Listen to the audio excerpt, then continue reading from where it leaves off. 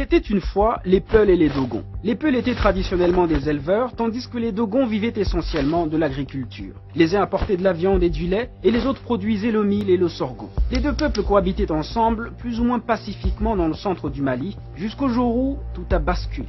Le problème, c'est que des groupes armés recrutent essentiellement parmi les milices et membres de la communauté Peul, alliés des terroristes. Et comme il n'y a personne pour s'interposer, le cycle de la violence s'est installé et avec lui, les velléités de revanche. Des gens, pour leur propre intérêt, ont manipulé des gens, on les a embarqués dans des aventures incertaines et après, ils ont complètement perdu le contrôle des gens qu'ils ont armés pour s'attaquer à d'autres personnes. Mais qui manipule qui exactement? On a vu à l'Assemblée nationale des leaders qui s'asseyaient à Bamako pour dire que ah non, c'est la communauté Dogon qui a massacré la communauté Peul. C'est la communauté Peul qui a massacré la communauté Dogon. Vous voyez, dans une nation, quand on commence à identifier, à ethniciser les morts, il y a manipulation. Mais comment plus de 275 personnes ont pu être tuées dans 6 villages voisins en l'espace de quelques mois sans que l'armée malienne ne se redéploie pour protéger les civils et stopper le cycle des massacres? Et les autorités locales disent avoir informé suffisamment à temps pour que l'armée vienne intervenir face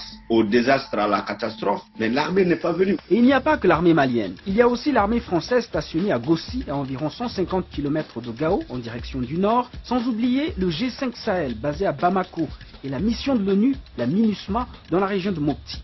Tous ces massacres ont lieu avec toutes ces forces étrangères. Le lendemain du massacre de Gossagou, le gouvernement a dissous la milice Dogon d'Annanambasagou et le président Keïta a remplacé ses principaux chefs d'armée. Mais il n'y a toujours pas de procès, ni de condamnation. Les autorités sont allées sur le terrain, mais depuis, il n'y a toujours rien. Moi, j'ai l'impression qu'on ne cerne pas le problème avec sérieux. Quand il y a massacre, on amène une grande délégation. Des gens vont défiler là-bas en cravate et en grand boubou. Ces discours, ça ne sert à rien. Jusqu'où ira cette spirale de violence? Et jusqu'à quand les autorités maliennes et les forces étrangères laisseront-elles faire sans prendre les mesures qu'il faut pour protéger les civils? Aujourd'hui, il est nécessaire que les populations se parlent, que les communautés s'asseyent, parce que vraisemblablement l'État a carrément démissionné de cette zone du pays.